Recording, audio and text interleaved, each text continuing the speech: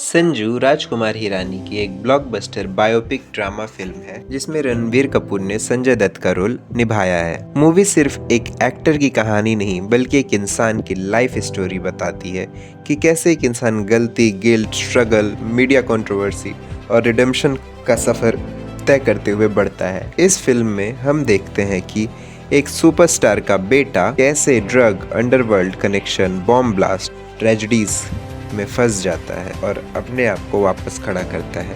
Film की शुरुआत होती है संजय दत्त के ड्रग एडिक्ट फेज से। एक सुपरस्टार की जिंदगी का डार्क ट्रूथ यह होता है कि दुनिया जिसे ग्लैम, फेम और लग्जरी समझती है उसके पीछे बहुत डार्क और अकेलापन छुपा होता है। संजू का कैरेक्टर ये एक्सेप्ट करता है कि उसने बहुत गलतियां की, पर वो अपनी कहानी खुद लिखता है। Not media, not critics, only with him. इसलिए वो एक राइटर विनी को अपनी रियल कहानी सुनाता है जो इसे नरेट करती है और इसके थ्रू संजू की जर्नी हम समझ पाते हैं। मूवी में संजू के टीनेज ईयर को दिखाया गया है जहां उसके father Sunil Dutt which is played by Paresh Rawal का स्ट्रिक्ट रूप दिखाया गया है। वो एक डिसिप्लिन और इमोशनल फादर हैं जो अपने बेटे की हर गलती पर उसे सुधारने का मौका देते हैं। जब संजू ड्रग्स में डूब जाता है और दत्त साहब उसको रिहैब में भेजते हैं, उसका हाथ थामे रखते हैं और उसे हर बार उसे बचाने की पूरी कोशिश करते हैं। संजय की जिंदगी एक बड़ा टर्न तब लेती है जब उसकी मदर नरगिस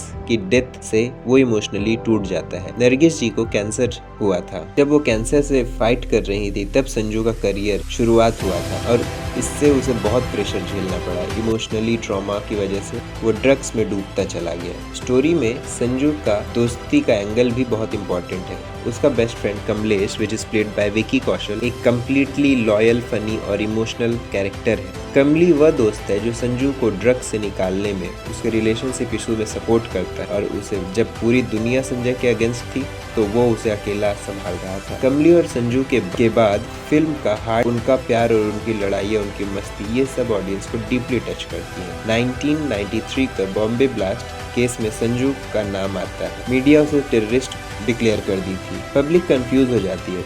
संजू अपनी इमेज टूटते हुए देखता है। फिल्म क्लियरली बताती है कि संजू अंडरवर्ल्ड से डरता था पर टेररिस्ट नहीं।